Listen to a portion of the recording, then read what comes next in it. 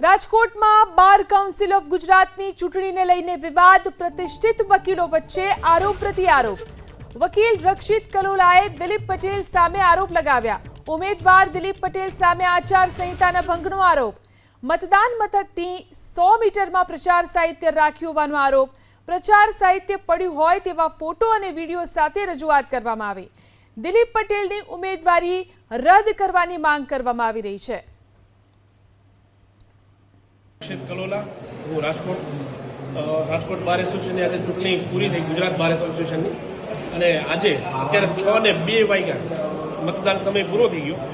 Bar council of ઇન્ડિયાના નિયમ મુજબ ચૂંટણી મથકની નજીક 100 મીટરના એરિયામાં કોઈ પણ પ્રકારનો પ્રચાર કરવાની છૂટ નથી। હું આપને બતાવું છું કે કેવી રીતે પ્રચાર થયો છે। આવો હું આપને બતાવું।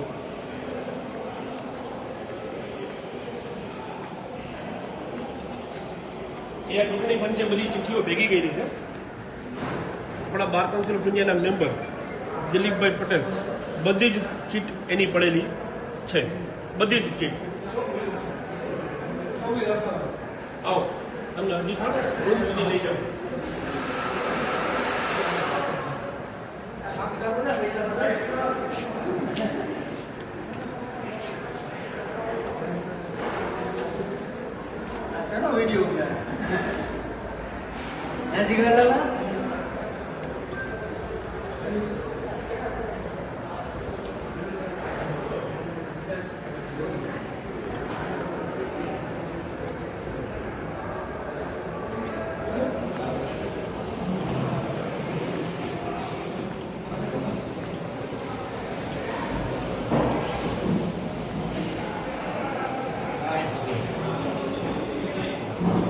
આ મતદાન રૂમ છે જ્યાં મતદાન કરવા જવાનું છે, અને આ મતદાનની રૂમની પાસે આ બધી ચિઠ્ઠીઓ પડેલી છે।